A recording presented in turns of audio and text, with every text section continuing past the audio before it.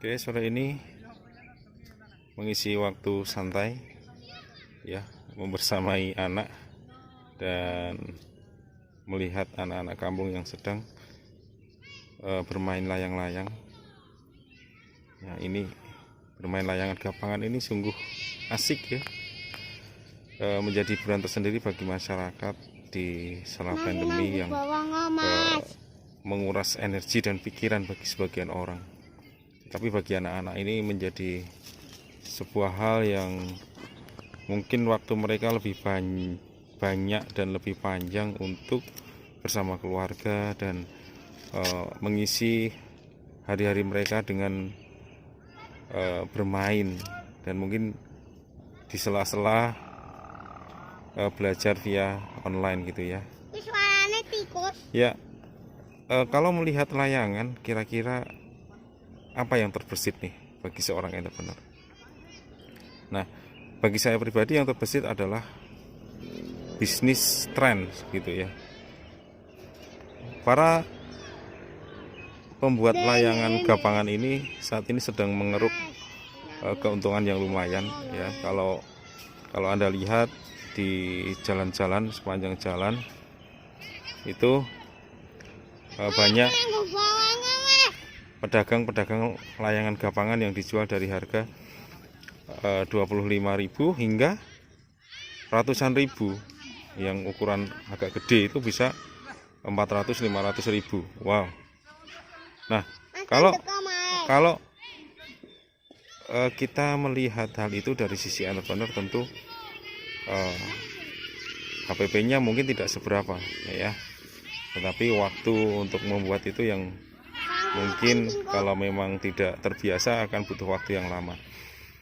Nah, kita sambil melihat layangan ya, melihat anak-anak kampung yang bermain layang-layang, kita akan ngobrolin tentang bisnis trends di tahun 2020. Nah, tahun 2020 ini tentu menjadi tahun yang spesial karena pandemi sudah 6 bulan dan tidak juga kunjung kelar, dan beritanya semakin hari semakin membuat miris gitu ya. Dan kira-kira fokus apa kita yang bisa menjadikan hiburan tersendiri bagi masyarakat untuk mengisi waktu luang ini ya, salah satunya bermain layang-layang. Nah, oke, kita kembali ke topik semula berkaitan dengan bisnis trends yang ada di tahun 2020. Nah, oke, kira-kira peluang bisnis apa nih ya, selain mungkin para penjual layangan gapangan yang sedang menguruk untung besar dari kondisi seperti sekarang ini ya. Kalau saya melihat, tentu yang saat ini sedang rame di mana-mana, sedang booming, sedang ikut-ikutan ya, bermain sepeda ya, bersepeda ya. Tahun 2020 ini saya kira penghobi sepeda ini melonjak sangat drastis, baik dari kalangan anak-anak maupun dari kalangan remaja dan bahkan orang tua ya. Entah ini sebuah trends atau sebuah pola kehidupan yang baru atau hanya ikut-ikutan ya. Tetapi kalau kita jeli, sebenarnya ini bisa menjadi sebuah peluang bisnis ya. Sepeda dan kaitannya dengan pernak-pernik yang berkaitan dengan sepeda, aksesoris ya, onderdil, spare part. Nah, ini menjadi peluang bisnis tersendiri karena populasi sepeda tentu meningkat drastis ya. Ya, oke, seru sekali ya bermain layang-layang ini. Teringat waktu kecil ya, layang-layang menjadi hiburan tersendiri. Ya, jadi sebagai seorang pengusaha atau entrepreneur itu harus selalu jeli melihat peluang Dan entrepreneur itu tidak boleh mati akan kreativitasnya.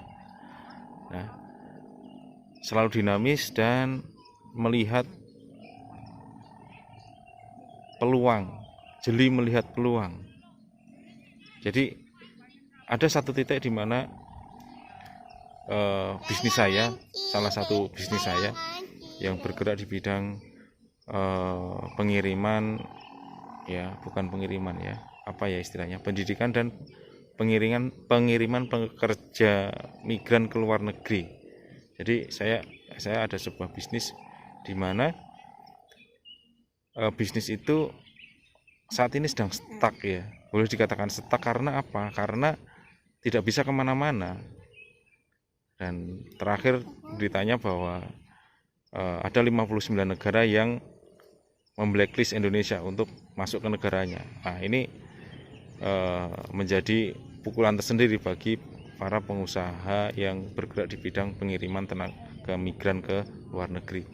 Nah, kebetulan saya juga mempunyai salah satu bisnis di bidang itu. Nah, tentu mensikapi itu saya tidak tinggal diam, saya bisa mengalihkan ke bisnis yang lain. Ya, saya selalu berimprovisasi, selalu melihat peluang apa yang bisa dikerjakan. Nah, tentunya tidak hanya punya satu bisnis, karena ketika kita punya satu bisnis stuck, nah maka itu akan membuat kondisi keuangan kita menjadi goncang, menjadi kacau ya. Nah, seperti layangan yang sedang turun ini, menukik tajam keuangan kita. Tetapi ketika kita punya lebih dari satu bisnis, maka bisa jadi ketika bisnis satu sedang stuck, maka bisnis yang lain akan menjadi penopang bagi keuangan dan kehidupan ekonomi bagi kita, ya.